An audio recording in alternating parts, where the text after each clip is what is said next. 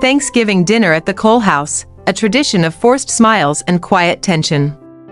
I'm Ethan Cole, 31, a senior software engineer, and the secret financial backbone, paying the mortgage and all the bills for the last 5 years. I was ready for the usual golden boy worship of my brother, Bryce, but not for the explosion. Just seconds later, Mom shouted the words that changed everything. What insult is so devastating that it makes 5 years of sacrifice worthless? 5 years ago, when Dad's health issues hit, I stepped up. I quietly became the family's financial backbone, covering the mortgage, utilities, and insurance, no questions asked. They never asked how I managed it, they just accepted it as Ethan doing his part. They treated my sacrifice as expected, while every small, non-financial gesture from Bryce was met with roaring applause. The pressure wasn't paying the bills, it was feeling completely invisible while doing so. How long can someone endure being the silent savior before the sheer injustice forces them to reclaim their identity? Software engineering wasn't just a job, it was my escape. In the glowing quiet of my computer screen, I found an identity the Coles could never see. Code was logical, predictable, and fair.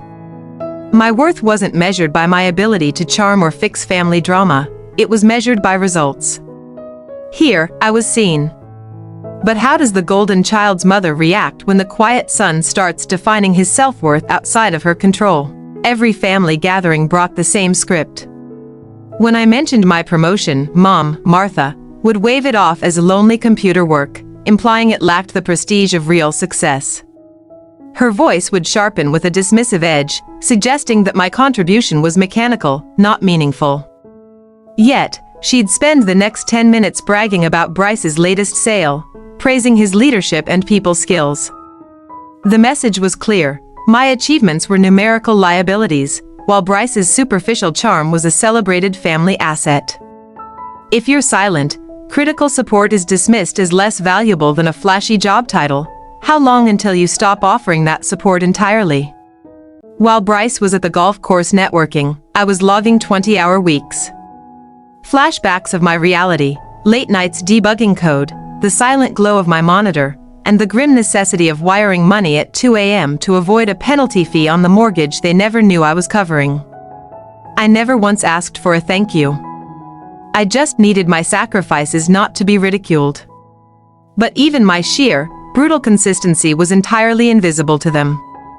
If the only person capable of saving the family is the one they refuse to acknowledge, what happens when that silent savior decides they've worked hard enough?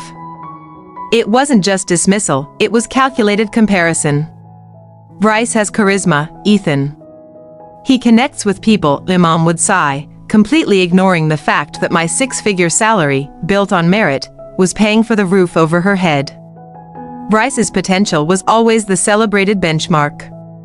She used to tell me, Bryce will always go far, you have nothing but numbers and code. That sentence wasn't an opinion, it was a devastating financial audit on my entire self-worth. It was the moment I realized they would never see my true value. When every achievement is dismissed, how much does it take to finally break the invisible sun and turn his quiet pain into cold, hard action? I stared at the turkey, bracing for the inevitable Bryce monologue, when my phone vibrated in my pocket. A quick glance revealed a message from Sarah, a colleague. Your algorithm saved the entire Q4 launch. Seriously, you are a legend. Enjoy the break, you earned it. That message cut through the tension and hypocrisy of the room like a laser. It was a sharp, perfect reminder, outside these walls, my value wasn't debated. It was recognized, quantified, and respected. Some people saw the hero in the quiet engineer. But could this moment of clarity possibly prepare me for the devastating explosion that was about to happen when Mom decided to speak her mind? That message was the initial seed of a new dream. I started imagining a future where I wasn't chained to their expectations. A life where my work, my passions, and my chosen friendships had meaning separate from the Coles' judgment. I pictured a quiet, self-made life. A home where peace was the standard, not a privilege to be fought for. It wasn't about seeking their respect anymore, it was about finding complete freedom and trust in my own chosen path, separate from blood. But what cost must be paid to turn a dream of freedom into reality when your family holds the deed to your emotional independence? I had brought the bottle of expensive scotch, a peace offering, but also a celebratory prop. Tonight, I planned to announce the promotion and the massive bonus. I hoped the sheer quantifiable success might finally bring peace, maybe even a moment of genuine, non-Bryce-related pride from Mom. While grabbing ice, I froze. Mom and Dad were talking quietly in the living room. "Bryce is going to close that deal soon," Mom whispered. "He's the real star." Dad replied, "At least he tries. Ethan just sends money. It's easy for him. He doesn't even notice the dent." "Exactly," Mom agreed, a cruel lightness in her tone. "We can take his support for granted because he's just numbers and code." Bryce is family. The scotch nearly slipped from my hand. They weren't just taking my money, they were taking my soul, labeling it collateral for the golden child's happiness. How does the invisible son react when he discovers his entire life's work is considered a worthless, unnoticed transaction? The explosion is coming. I re-entered the dining room, still reeling from what I heard. Mom must have sensed my silence. She turned, eyes sharp with irritation over some trivial dinner detail, and the words just exploded out of her, raw and public. "You're just a burden, always have been." The table went silent. Guests looked away.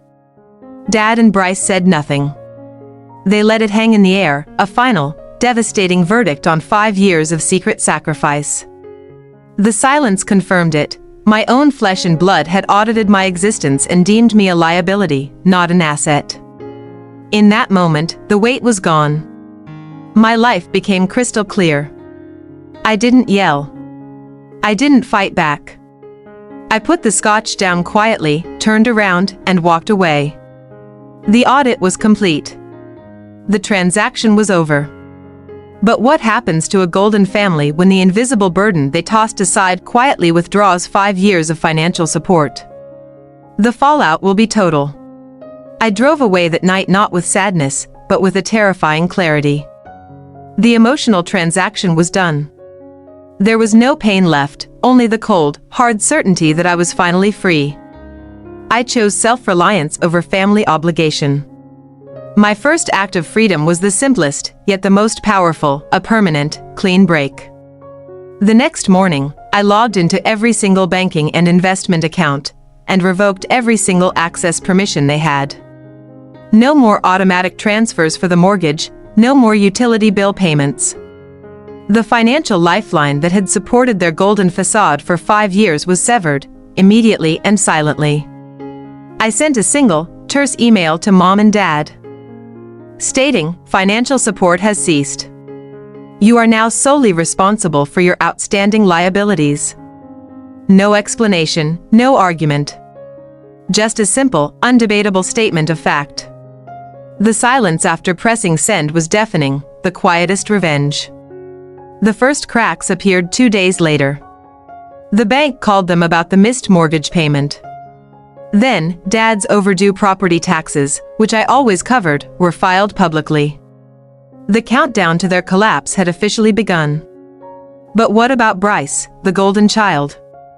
What deep, legal trouble was lurking beneath his glossy surface that my withdrawal exposed, tearing the entire Cole dynasty apart? The silence I sent them was deafening, but the consequences were immediate. Within weeks, the foreclosure proceedings began, public records visible to everyone who mattered. But that was just the start. The real trouble, the one Bryce kept hidden, surfaced next. His golden life wasn't just fake, it was fraudulent. It turned out my brother, the charismatic sales manager, had been fraudulently using my name on several loan applications, a desperate attempt to finance his lifestyle. My quiet financial pull exposed his deep legal liabilities. The golden child was suddenly facing jail time, not a promotion. The perfect Cole family facade shattered overnight. Mom and Dad lost the house permanently and were forced to move into a cramped basement room with distant relatives. They didn't lose the house because of my malice. They lost it because their system of enabling and false idols finally buckled under its own financial weight. With the family in ruins, did I feel triumph? Or did I use the ruins of their control to build something truly meaningful, something bigger than revenge? The day after I sent that final email, I met Sarah. I laid out the whole ugly truth, the 5 years of payments, the burden insult, and the cold cutoff. She didn't offer pity or advice. She just listened, a quiet, non-judgmental anchor in my personal storm, letting me finally breathe. Sarah took my hand and said, "They saw you as an ATM, Ethan. We see you as a visionary. You saved Q4. Their loss is the world's gain." That simple validation, recognizing my professional value over my monetary one, was the antidote to Martha's lifelong poison. It validated my entire choice. We talked about the future. My new promotion, her dream, and maybe a life together built on shared respect. Not financial control. This true partnership was my real triumph, proving I could receive love and build trust, something the Coles could never offer. Now that I have my peace, what does true closure look like when the people who hurt you the most finally reach out, desperate for the invisible sun's help? Life outside the coal cage flourished. I received the promotion and the massive bonus I'd planned to announce. Sarah and I began seriously discussing moving in together.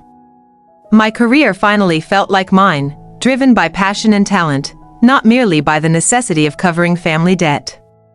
Yet, some mornings, I'd wake up and feel a strange emptiness. The victory was clean, the revenge absolute, but the joy was muted. Winning this war meant destroying my birthplace. There's a profound sadness in realizing your foundation was so rotten it had to be burnt down. I didn't regret my choice, but I mourned the family I wished I had. When news confirmed Bryce was officially facing fraud charges and the house sale was finalized, I felt no elation. Only the cold satisfaction of finality. This wasn't revenge, it was an amputation, necessary, but still a loss. My new life taught me that true value is found in creation, not destruction.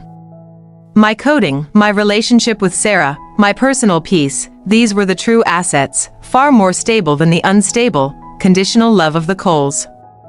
Now that the dust has settled and the financial ties are severed, what final, desperate attempt does Martha make to reel the golden ATM back into her control? The phone rang.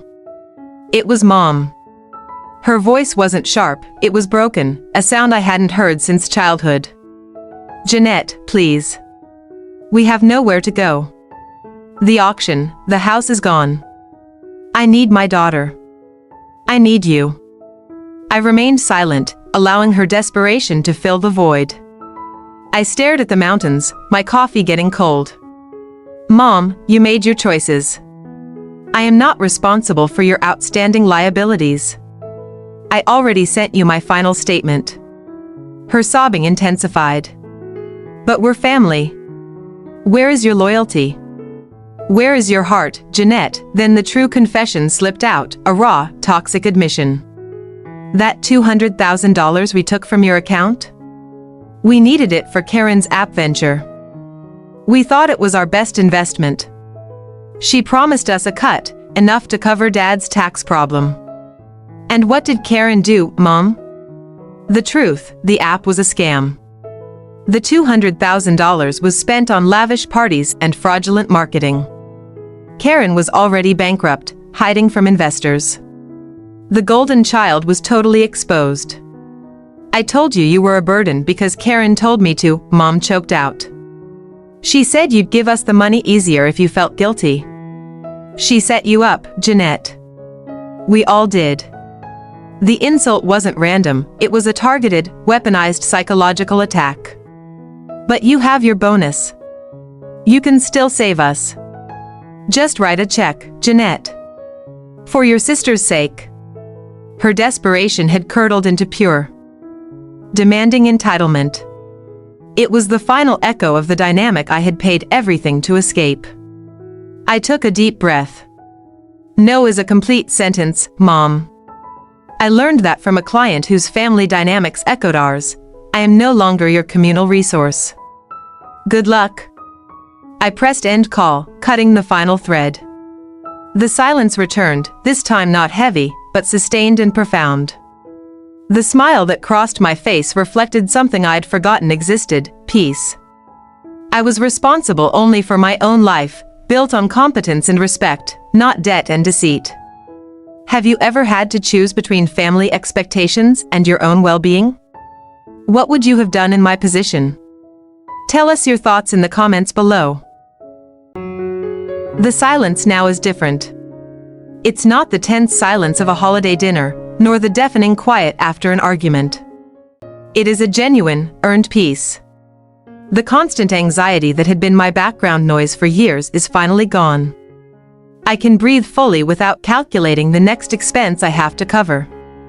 In my journal this morning, I wrote, setting boundaries isn't selfish, it's survival. I've learned that boundaries aren't walls. They're healthy definitions of where I end and others begin. But how do you define success after you've destroyed the only definition your family ever gave you? The answer is in the work. Tonight, I'll meet colleagues to celebrate my promotion. Tomorrow, I volunteer at a financial literacy workshop. This is the work that truly matters, building others up, not tearing them down for gain.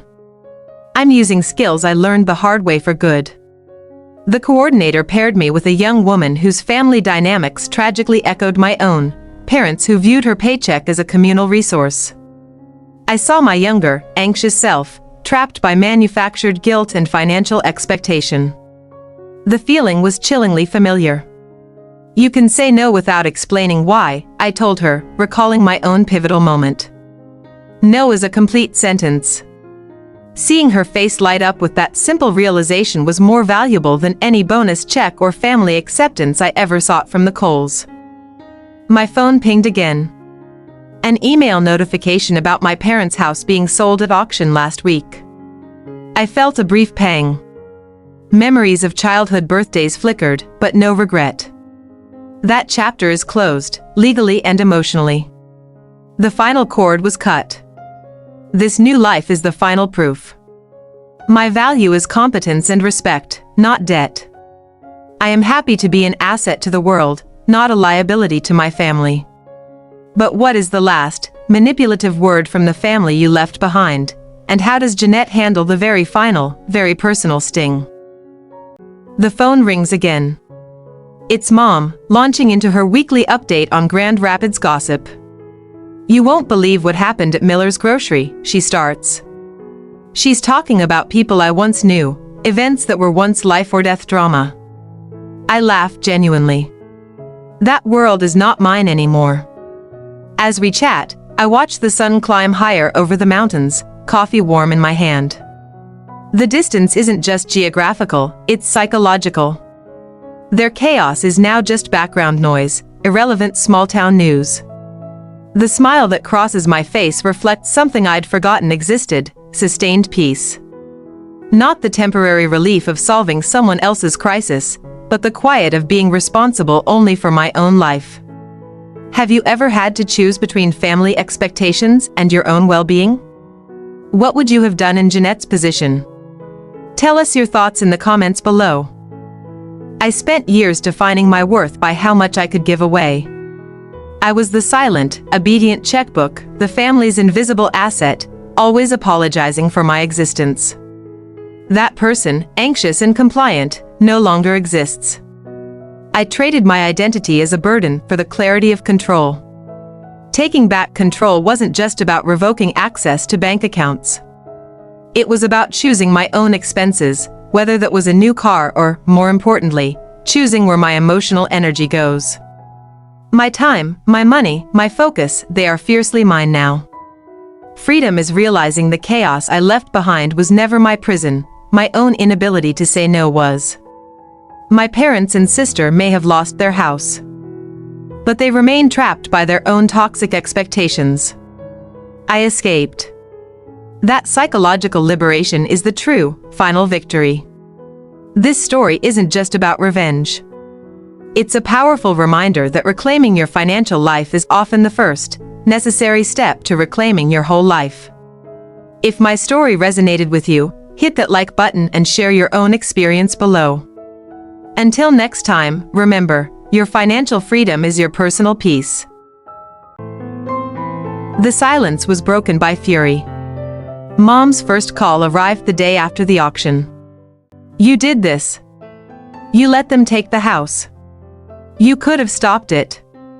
Don't you dare call yourself my daughter after this selfish betrayal. I let the phone ring. I watched the caller ID flash, the name Mom now a trigger, not a comfort. I was tempted to explain, to justify. But I didn't. I had given my final statement. Explanation is a form of engagement, and engagement meant giving up my control. Dad left a voicemail. His voice, usually gruff and dismissive, was shaking. We needed you, Jeanette. You turned your back on your family. Karen is talking to lawyers. You know how sensitive your mother is. This is all on you. Karen didn't call. She posted vague, dramatic updates about false idols and evil siblings on Facebook, clearly targeting me. She spun my quiet withdrawal into a malicious, targeted attack on our entire legacy. I read her posts, not with anger, but with clinical interest. It was fascinating to see how they constructed a narrative where they were the victims and I, the one who paid their bills for 5 years, was the villain. Their reality was utterly delusional. The social pressure was inevitable. Aunt Martha, Dad's sister, called to mediate. We know you're successful, Jeanette. But family is everything. You have a moral obligation to help them get back on their feet. It's the right thing to do. I didn't engage with Martha. Instead, I sent a formal letter from my attorney to the entire family, listing every dollar I had contributed and a clear, legal cease and desist regarding further contact. The shield was up. The last communication was a handwritten note from Mom, delivered to my old address and forwarded. It contained a single, venomous line: when you are old and alone, remember that you chose money over blood. I crumpled the note. Blood isn't a lifelong contract of abuse, it's just DNA. True family is built on respect and choice. I chose Sarah, I chose my peace, I chose my worth. The financial cost was high, but the lightness of freedom was absolute. So, I chose peace. But what final, reflective thought did I have about the nature of revenge itself, and what lessons did I take into my new life? Find out next time. I didn't seek information, but news travels even across state lines. A distant cousin, one I still spoke to casually, sent a text. Heard about Aunt Martha helping your parents with that little rental place? Good on her. It was the first external confirmation. Martha, the one who lectured me about moral obligation, had indeed stepped in. She secured a small, cheap rental near her, a basement apartment, a far cry from their lavish home, but safe. I felt no resentment toward Martha, only confirmation that someone else would carry their emotional burden. As for my sister, Karen, she found a new, quicker fix. A naive former colleague, swept up by her victim narrative, posted bail and secured her initial legal counsel. A fresh ATM had appeared in their life, proving their pattern of manipulation and entitlement was utterly unbreakable. I wasn't happy they found help, but I wasn't unhappy either. The goal was never destruction, it was separation. Their survival, independent of me, was the ultimate proof of my freedom. They didn't need me to live, they just preferred me to pay. Seeing others fall for the same trap, the same guilt, the same manipulation, was a somber ending. But my job was done. They had landed, however softly, and my own landing was firm. My focus returned to Sarah and my work. I had my peace, they had their new enablers, but what ultimate reflection did I have on the nature of revenge itself? And what final lesson is hidden in this family's downfall? Find out in the final segment. My new home with Sarah is built on quiet respect, not tension. We bought a small dog, and evenings are spent discussing work success, not financial dread. Every shared decision reinforces the simple, healthy truth of partnership. At work, I launched the project I had been planning before the Thanksgiving disaster. It earned me significant recognition and a bigger stake in the firm. My competence, once just a cash cow, is now valued for its creative power. The constant anxiety about money is replaced by concrete goals. My savings are growing quickly, dedicated to our future, not debt. For the first time, I look at my bank statement with pride and security, not fear of the next family emergency. My relationship with Sarah is a healthy anchor. She sees me as a visionary, not an ATM. We split bills, but share dreams. There are no manipulations, no subtle guilt trips, just mutual support and shared responsibility. The absence of the family dynamic is the greatest gift. I no longer check my phone with dread. I eat dinner without anticipating the next passive-aggressive comment. The silence isn't empty, it's filled with potential and peace. I spend money on travel and learning, investing in myself. I once funded their delusion, now I fund my reality. This shift from obligation to conscious choice is the true measure of my regained control and sovereignty. I realize family isn't defined by blood, but by who shows up and gives respect. Sarah, my colleagues, my chosen friends, they are my family now. They are the safe, supportive tribe I built for myself. The cost of the revenge was losing my origins, but the reward was gaining my true self. I destroyed a structure that was meant to destroy me. The choice was painful, but ultimately, the most necessary and self-loving act possible. I now live in a life of my own design. I am not a character in their tragedy. I am the architect of my own peace and the hero of my own story. If you've watched this far, you know the power of breaking free. But what is the final, philosophical lesson I took from this entire journey of financial and emotional revenge? Stay tuned for the final word. This is the part where I look into the camera and tell you the truth. When I disconnected, I didn't feel triumphant. I felt heavy, then nothing. It wasn't until I started building my life that the lightness came. The honesty that remains is this: revenge isn't satisfying. The satisfaction wasn't seeing them fall, it was realizing I had rescued myself. Their downfall was merely the consequence of my self-preservation. People often confuse blood with family. Blood is accidental and passive, it just happens. Family is an active choice, built on mutual respect and shared values. When blood is toxic, you have the right to choose life. My practical lesson: financial abuse is emotional abuse. You must treat your money as your shield. You must say no when your gut tells you to. Your budget is your boundary, your career is your sovereignty. True wealth isn't the number in your account. True power is the ability to walk away from toxicity without looking back. That power is earned through painful clarity and the courage to break cycles. The old ties did fade. I don't miss the holiday chaos or the drama. I miss the idea of a functional family, but I don't miss them. The silence isn't a void, it's the sound of my own peace finally thriving. What remains is integrity and self-respect. I upheld my own values even as they tried to weaponize guilt. I paid my debt, both professional and personal. And now, I owe nothing to anyone but myself. This is the universal truth: when you change your role in a toxic system, the system will collapse. It will blame you because it cannot survive without its victim.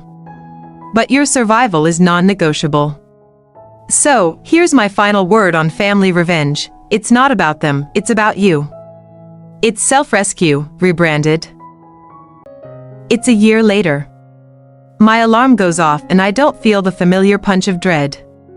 I make coffee and journal, writing down gratitude, not budgeting family debt. This quiet, controlled start to the day is revolutionary. I still practice self-awareness. When guilt or worry surfaces, I trace it back to its toxic origin, neutralize it, and choose my present reality. My emotional intelligence is the muscle I built, and I use it daily. At work, I'm mentoring junior staff. I teach them financial boundaries and professional self-worth. It feels powerful to turn my painful lessons into tools for someone else's success and empowerment.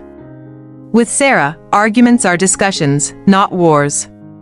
There's no passive aggression. When a boundary is accidentally crossed, we address it with trust and respect, strengthening our bond, not eroding it. The new financial calendar is stress-free. We invest monthly, earmarking money for a future home purchase. Every dollar is a vote for our vision, a silent victory against the financial chaos I left behind. I cultivate meaningful friendships. I choose people who celebrate my success and understand my boundaries. The circle is small, but intensely supportive, a true demonstration of chosen family in action. The biggest change is my internal dialogue. I no longer feel responsible for anyone's emotional state. I let the world carry its own weight. This resilience allows me to live lightly, without the old need to fix everything. Sarah and I are planning a 2-week trip to Italy, something I could never have done when my funds were a family slush fund. Living deliberately for joy is the best form of rebellion against a past built on obligation. The scars remain, but they are not sources of shame. They are maps. They show me where I was and how far I've traveled. They ensure I never forget the value of the freedom I earned. The new chapter isn't a destination, it's a practice.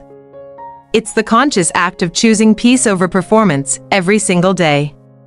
And that, truly, is the end of the story. If you've been on a similar journey of self-rescue, tell me in the comments, what is the single biggest sign that you finally started your new chapter? We've reached the end of Jeanette's story, but the lessons are just beginning. I want to leave you with 5 non-negotiable takeaways for self-rescue. Lesson 1. Your financial freedom is your only non-negotiable boundary. Lesson 2. Abandon the fixer role immediately. Lesson 3. Self-respect is not selfish, it's survival. Now for the deeper truths. Lesson 4. The chaos they create is proof you made the right choice. Their anger is your evidence of victory. And finally, Lesson 5. True family is always chosen, never automatic. These 5 points are your new constitution for freedom. If Jeanette's story resonated, subscribe for more deep dives. Hit the like button. Tell me in the comments, which of these 5 lessons resonated the most with your journey?